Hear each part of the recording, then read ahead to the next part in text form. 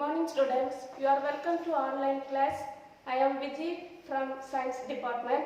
I am going to teach you about botany subject. That first you can know about what is botany. See, botany, it is the branch of science that deals with the study of plants. So botany is the study of plants. So here we are going to study about the plant tissue system. Okay. See, first in the environment we can see both living things and non-living things.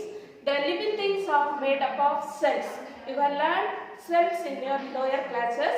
So all the living things are made up of cells. Cells are the basic. So what are cells? Cells are the basic structural and functional unit of all living organisms. So cells are the structural and functional unit of all living organisms. So these living organisms made up of cells. See, some living organisms are made up of a single cell and some are made up of a multi-cells. So the organism which are made up of single cell, it is called unicellular organism. So an organism which are made up of a single cells are called unicellular organism. So here the whole life process it is taken place in a single cell. For example, the unicellular organism, the lower organisms such as bacteria and protozoans.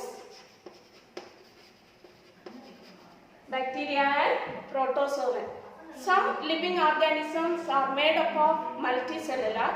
The multicellular organism consists of millions of cells which are organized and developed into different levels of organization. Okay, so multicellular organism. Example, the higher organisms such as plants, animals, human beings, etc. So it is made up of millions of cells that develop different organization. So we all know that living organisms are made up of cells. It can be organized into tissues. Tissues are organized into organ and organ are organized into organ system, and they can perform a specialized function. So multicellular organism made up of millions of cells. So they are developed into different organization. So the cells are organized into tissues. Tissues are organized into organ. Organs are organized into organ system. So the lower class is a study about cells. Today we are going to study about the organization of tissues. So first we can know about what are tissues. Tissues are the group of cells positioned and designed to perform a particular function. So what are tissues? Tissues are the group of cells. Tissues are the group of cells which are positioned and designed to perform a particular function. So next one is organ. What is organ means? Organ is made up of a collecting of tissue and they can perform a function. Organ are made up of collecting of tissue and perform a particular function. So for example, in plants, what are the organs present in the plants? The organs present in the plants are stem, leaves, roots, flower, etc. For example, when we are taking leaf, so the leaf consists of a group of tissues. Different kinds of tissues are present. Say when we take the leaf, it consists of the outermost layer, that is dermal tissues, and below that the ground tissues are present, and inner vascular tissues are present. The vascular tissues such as xylem and phloem are present.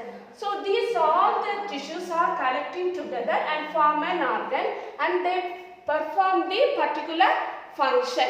So what is the main function of leaf? They can perform photosynthesis. They can prepare their own food. So by the process of photosynthesis.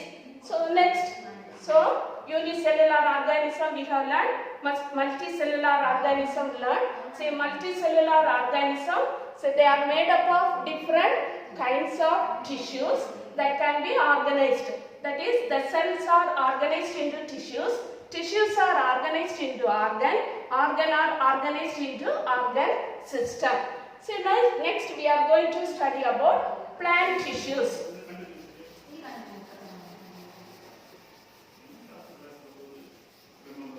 So plant tissues, the plants are made up of vegetative and reproductive tissues. What are vegetative tissues means? The tissues which are present in the body cells are called plant tissues. Plants are made up of vegetative tissue and reproductive tissue. Say the vegetative tissues are present in the body part and the reproductive tissues are present in the reproductive organ. So mainly the plant tissues are classified into two types. They are meristematic tissue and permanent tissue.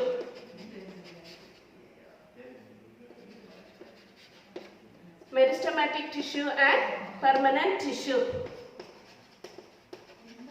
So plant tissues are classified into two types. They are meristematic tissue and permanent tissue. See, the meristematic tissue, it is otherwise called meristem. Meristem. The word meristem, it can be derived from the Greek word meristas. Meristas means divisible. Meristas means divisible or having cell division activity. So the meristem, the word meristem, it is derived from the Greek word meristas. Meristas means divisible or having cell division activity. So the meristematic tissue consists of immature cells and it is capable of division. So meristematic tissues consist of immature cell and it is capable of division. See, the meristematic tissue, where it is present means mainly it is present at the zone of where the growth is taken place. So meristematic tissues are present where the growth is taken place. So for example, it is present in the apex of the root system, shoot system, and leaf primordia, vascular cambium and cork cambium. See here the meristematic tissues are present which are capable for division. So the meristematic tissue, it is derived or it is called meristem. The word meristem, it is derived from the Greek word meristas. Meristas means divisible or having cell division activity. So these meristematic tissues mainly consist of immature cells and capable of division. So mainly it is present in the portion where the growth is taken place. See, these meristematic tissues are mainly classified based on the position. They are mainly classified into three types. They are apical meristem, intercalary meristem and lateral meristem. So meristematic tissues, it can be classified based on the position. They are classified into three types. They are apical meristem, intercalary meristem, lateral meristem. So here we can see it is the LS of young stem. Say the apical meristem, it is present at the tip portion of the stem part. It is present at the tip portion of the stem part. So it is called apical meristem. Second one is intercalary meristem. What is intercalary meristem means? Intercalary meristem, it lies between the permanent tissue and at the nodes of the stem part. At the nodes of the stem part. So what are nodes means? The nodes are the part where the leaves are arrayed. So that is called nodes. What are internode means? The space between the two nodes are called internodes. So these intercalary meristem are present at the nodes of the plant part, and where it can increases the length of the internodes. It helps to increases the length of the internode. So in gymnosperm plants, in pinus, see this intercalary meristem, it is present at the leaf base, and in the monocot plant grass, it is present at the nodal region. So the main function of the intercalary meristem is it can increases the internode of the plant. Third one is lateral meristem. What is lateral meristem means? It lies parallel to the stem portion and it helps to increases the width of the stem. It increases the width of the stem. So mainly the meristematic tissues are classified into three types based on their position. So the first one is apical meristem, second one is intercalary meristem, third one is lateral meristem. Apical meristem, mainly it is present at the apex of the stem part or the root part. The main function of the apical meristem is it increases the length of the stem. Next one is intercalary meristem. It is present at the nodal region. It increases the length of the internode. Mainly in pinus it is present at the leaf base, and in grass it is present at the nodal region. Next one is lateral meristem. It lies parallel to the stem portion. The main function of the lateral meristem is it increases the width of the stem portion. So that is about the types of apical meristematic tissue. Next one is what are the characteristic features of meristematic tissue. So the meristematic tissues are living tissue. They are living because the living protoplasm it is present in the cells. So the first point of first characters of meristematic tissues are living tissue. They are living tissue. Second one is the cells are small in size, round or oval or polygonal in shape. The cells are round, oval or polygonal in shape. Third characters are the cells are thin walled and it consists of dense cytoplasm. Small vacuoles are present and the prominent nucleus is present. That is, large nucleus is present in this cell. Okay. Fourth point is the meristematic tissue undergo mitotic cell division. Already we learned the meristematic tissues are capable of division. So it undergoes mitotic cell division. Fifth point is they do not store any food materials. These are the 5 important characters of meristematic tissue. What are the characters of meristematic tissue? The first one is they are living tissue. Second point is cells are small, round, oval or polygonal in shape. Third one is cell walls are very thin and it consists of dense cytoplasm, prominent nucleus and small vacuole. Fourth character is they undergo mitotic cell division, and fifth one is they do not store any food materials. Next one is what are the functions of the meristematic tissue. So it consists of actively dividing cell. So it involves in the primary growth and secondary growth of the plant part. What is primary growth means? Elongation of the plant part. And what is secondary growth means? It increases the thickness of the plant part. So the main function of the meristematic tissues are, it involves in the primary growth and secondary growth of the plant part.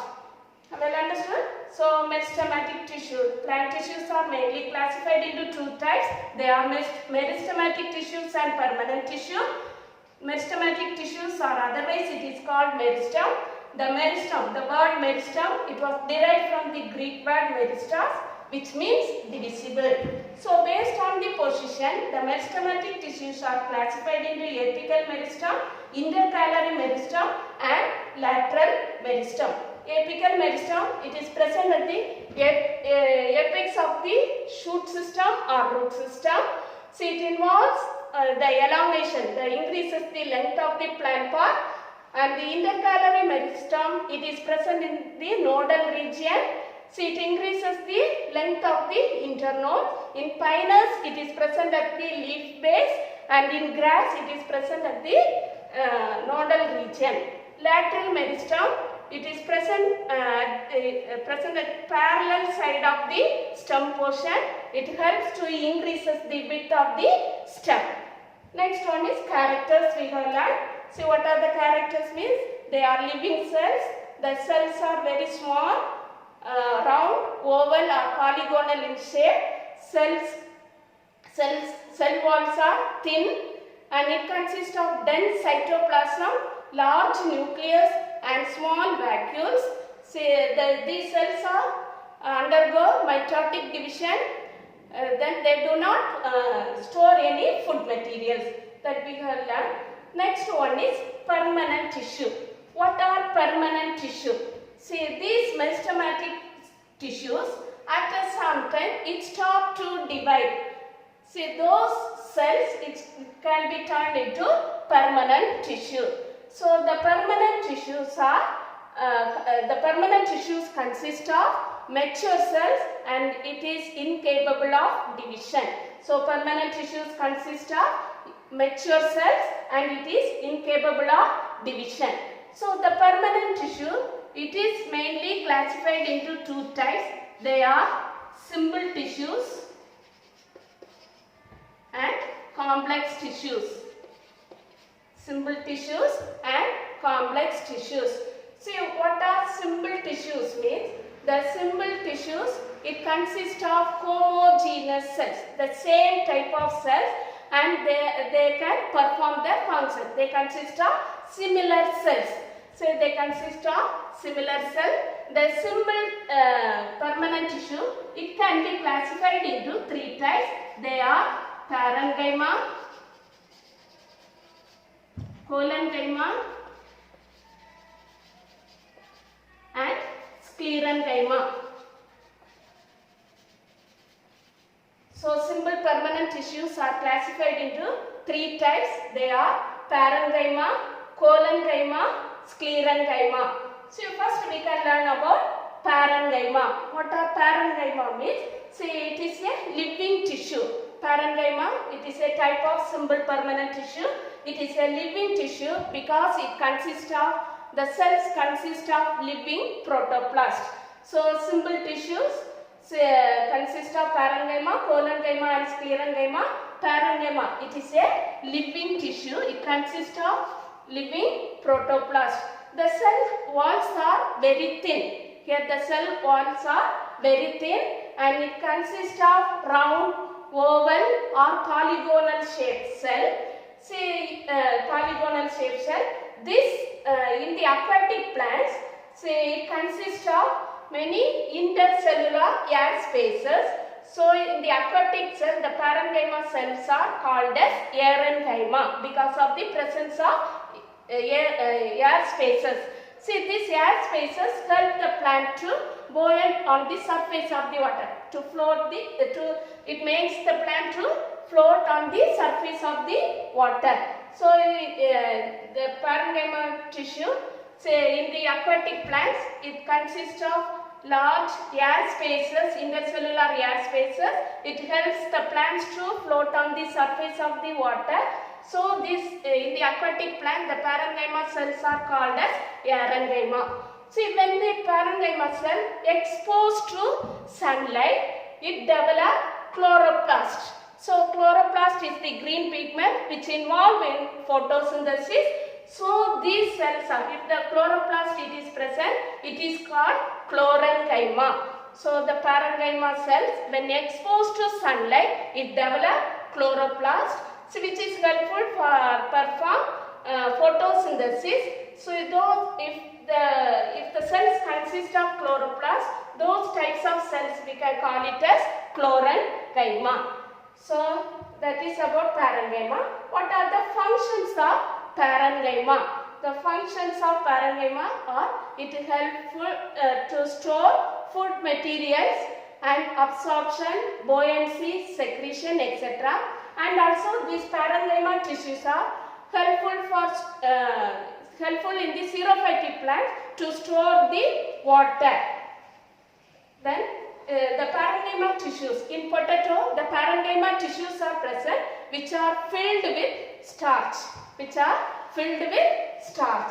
and the parenchyma tissue which is present in apple, it was filled with sugar. So that is the first tissue of simple permanent tissue. The next one is collenchyma. See, the collenchyma, it is present just below the epidermis. So this is the epidermal part. This is the epidermal part. Epidermis is the outermost layer of the plant. So just below the epidermis, the collenchyma tissues are present, but it is present only in the stem portion. It is not present in the root portion or leaves. So it is present only in the stem portion. See, it found just below the epidermis. So it consists of uneven thickened wall. It consists of uneven thickened wall. The walls are non-lignified. See, this collenchyma, it is also a living tissue because the living protoplast, it is present in the cells. Next, the collenchyma. What are the functions of collenchyma? Means it gives mechanical support to the plant body. So what are collenchyma? The collenchyma is also a type of simple permanent tissue.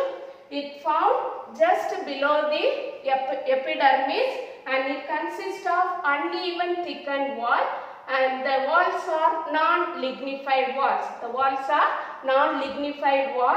See, they are what is the shape of the collenchyma is, it is rectangular, oblique or tapering at the ends. See, this collenchyma, it helpful for the mechanical support of the plant body. Next one is sclerenchyma. The sclerenchyma, it is a dead tissue. See, it does not contain any protoplast in the cell. It is a dead tissue. The sclerenchyma, the cell wall is very thick and hard. See, this sclerenchyma, it can be classified into two types. They are fibers and sclerites. The first one is fibers. Fibers are the type of sclerenchymatous tissue. It is also a dead tissue. It consists of elongated cell. It also consists of non-lignified walls. Throughout the walls, the pits are present. And the lumen, it does not, inside this lumen, no protoplasm is there. So it consists of narrow lumen. Similarly, the fibers are widely spread in the plant body. So mainly normal length of the fibers are 1 millimeter to 3 millimeter in length, but in flax, hemp and jute, the length is ranging from 20 millimeter to 550 millimeter. So in flax, hemp and jute, the length is ranging from 20 to 550 millimeter. So this fibers also a dead tissue. It is a type of sclerenchymatous tissue. Next one is sclerites. See what are sclerites means? See, it consists of broad cells and the shape of the cell is isodiametric and it is also a dead tissue. See, it is widely present in all over the plant body, especially it is present in fruits and seeds. So these are present in groups or in single cells. See, what is the function of these sclerites? It gives mechanical support to the plant body. It gives mechanical support to the plant body. So the types of the permanent tissues are classified into two types. They are simple tissues and complex tissue. Simple tissues are classified into parenchyma, collenchyma, sclerenchyma. See here the parenchyma are living tissue. See, it consists of thin-walled cells. Thin-walled cells. It consists of thin-walled cells and it consists of living protoplasm. The shape of the cells are round, oval or polygonal in shape. In aquatic plants, the parenchyma consists of large air spaces, so it is called aerenchyma. So when the parenchyma are exposed to sunlight, it develops chloroplast, so it is called chlorenchyma. Okay, so we have learned about plant tissues, so the meristematic tissues and permanent tissues. So in the meristematic tissues types we have learned, and the permanent tissues, only the simple tissues we have learned. The complex tissue we can learn in the next class. Okay, now take a book and mark the questions. Take page number 210, the second paragraph, first three lines. There you can write the question, define tissue. Define tissue, first three lines. Group of cells positioned that decide and to perform a particular function is called a tissue. Then next, the same page, the last paragraph, write down the characteristic features of meristematic tissue. That five points. 5 points are there, no? That one you can mark. Next one is describe the types of meristome based on position. Describe the types of meristome based on position. The three types you have to write: apical meristome, intercalary meristome and lateral meristome. Then book back question, detailed question, first one.